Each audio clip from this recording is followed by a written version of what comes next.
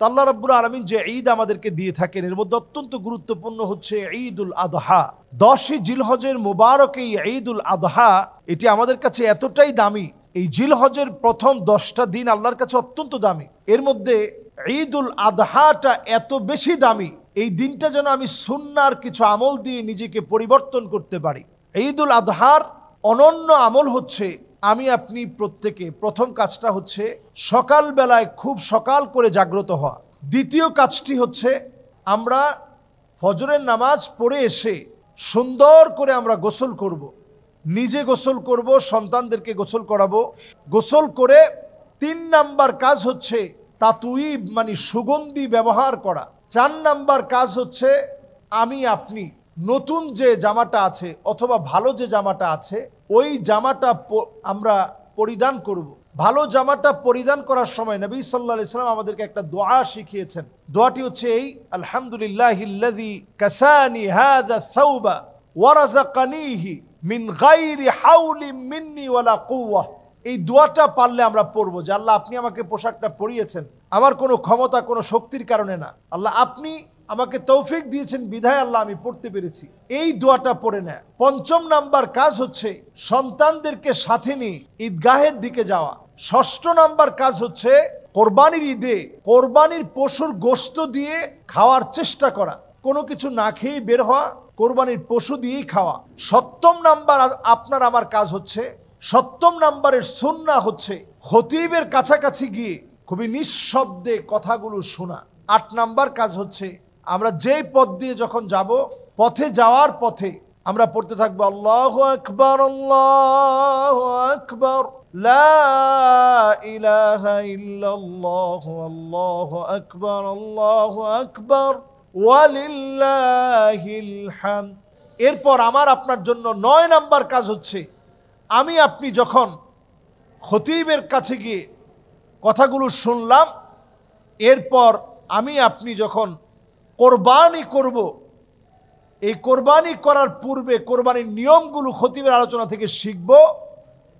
9 number কাজ হচ্ছে আমি আপনি নামাজের পরে সুন্দর করে আমি আপনি নামাজের পরে কোলাকুলি করব, তাহনিয়া অভিবাদন বিনিময় করব, মুসাফা করব। একজন আরেকজনের সঙ্গে দেখা হলে বলবো তাকাব্বালাল্লাহু মিন্না ওয়া মিনকুম, তাকাব্বালাল্লাহু মিন্না ওয়া মিনকুম সালিহাল আমাল।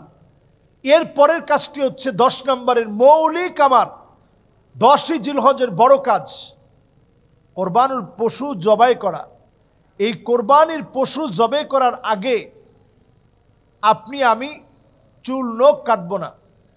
জবাই করার সময় আমরা সবাই মিলে একত্রে বলবো বিসমিল্লাহি ওয়াল্লাহু আকবার, বিসমিল্লাহি ওয়াল্লাহু আকবার। কেউ যদি বিসমিল্লাহি আল্লাহু আকবার বলে এতেও কোনো সমস্যা নেই, দুইটাই হাদিসের মধ্যে আসছে। বিসমিল্লাহি ওয়াল্লাহু আকবার বলে পশু জবাই করা হবে, ওই দিনের সবচেয়ে সওয়াবের কাজ। 11 নম্বর কাজ হচ্ছে যেহেতু আইয়ামে তাশরিক 9 জিলহজ থেকে শুরু হয়েছে, 13ই জিলহজের আগ পর্যন্ত আমি আপনি প্রত্যেক নামাজের পরে আল্লাহু আকবার আল্লাহু আকবার লা ইলাহা ইল্লাল্লাহ আল্লাহু আকবার ওয়ালিল্লাহিল হামদ আল্লাহু আকবার লা ইলাহা ইল্লাল্লাহ আল্লাহু আকবার ওয়ালিল্লাহিল হামদ। এভাবে করে আইয়ামে তাশরিকের দিনগুলোতে উচ্চ কণ্ঠে আমরা এই তাকবীরগুলো দিব। এরপরে 12 নম্বর কাজ হচ্ছে এই আইয়ামে তাশরিকের দিনগুলো 9 জিলহজ থেকে 13ই জিলহজ মোট এই 23 ওয়াক্তে যারা মা বোন আছেন তারাও ঘরের মধ্যে আপনারা এই আমলটা করবেন। মোটামুটি একটা সাউন্ডে আপনারা মেনটেন করে আল্লাহু আকবার লা ইলাহা ইল্লাল্লাহ আল্লাহু আকবার ওয়াল্লাহু আকবার ওয়ালিল্লাহিল হামদ। আমি আবার বলছি আল্লাহু আকবার লা ইলাহা ইল্লাল্লাহ আল্লাহু আকবার ওয়ালিল্লাহিল হামদ। আমরা বলার চেষ্টা করব ইনশাআল্লাহ। 14 নম্বর কাজ হচ্ছে আমার আপনার জন্য সুন্নাহ এই সময়ে যেহেতু আইয়াম ও আকলিন ওয়া শুরবিন ওয়া তাহমিদিন, এই সময়টা খানা পিনার সময়, এ সময় রোজা রাখা যাবে না। 5 দিন রোজা রাখাকে আল্লাহ নিষেধ করেছেন। এর মধ্যে 2 ঈদের 2 দিন আর কোরবানির ঈদের পরের 3 দিন আল্লাহ রাব্বুল আলামিন রোজা রাখাকে হারাম করে দিয়েছেন, নিষিদ্ধ করে দিয়েছেন। শেষ 15 নম্বরে আমরা এই সময়ে গুনাহ থেকে মাপ চাইতে থাকব আল্লাহর কাছে। যখন কোরবানির পশু আমরা জবে করব, যখন গোশত বানাবো, প্রত্যেকটা কর্মে আমরা আল্লাহর কাছে ক্ষমা চাইতে থাকব, এর কবুলিয়াত আল্লাহর কাছে কামনা করব।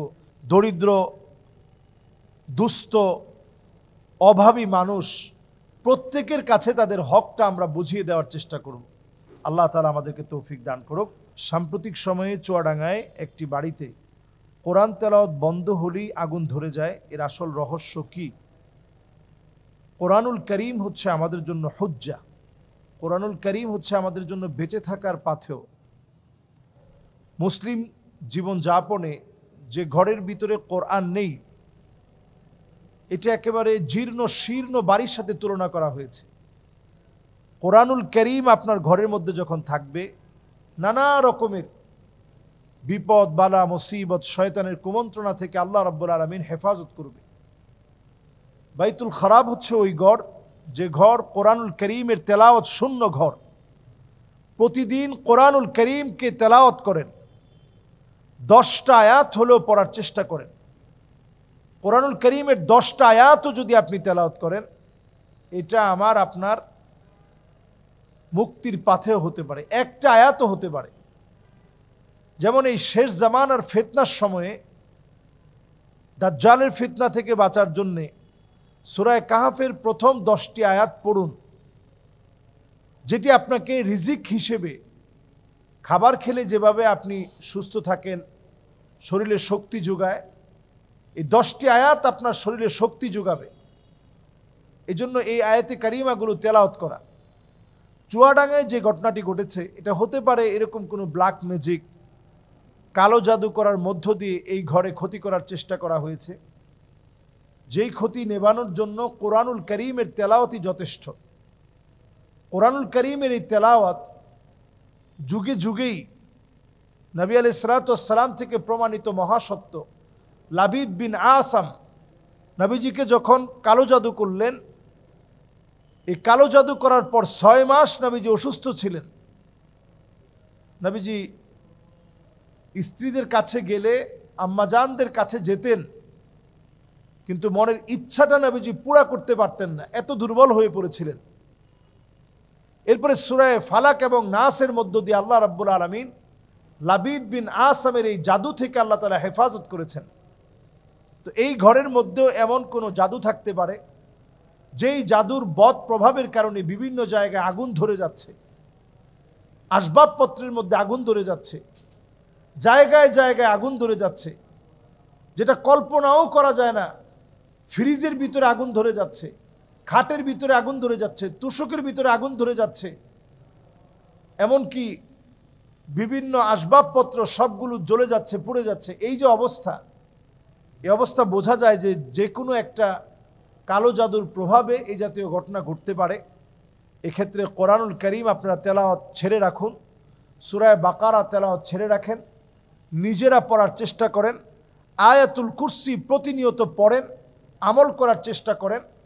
ভালো কোনো রাকি, যিনি স্পেশালিস্ট রয়েছে, এমন কোনো রাকিকে দিয়ে এই বিষয়টা ঝাড়ানো যেতে পারে, কোরআনুল করিমের এই তেলাওয়াতকে ছড়িয়ে দেওয়া যেতে পারে। আল্লাহ রাব্বুল আলামিন আমাদেরকে বোঝার তৌফিক দান করুক। আসসালামু আলাইকুম ওয়া রাহমাতুল্লাহি ওয়া বারাকাতুহু।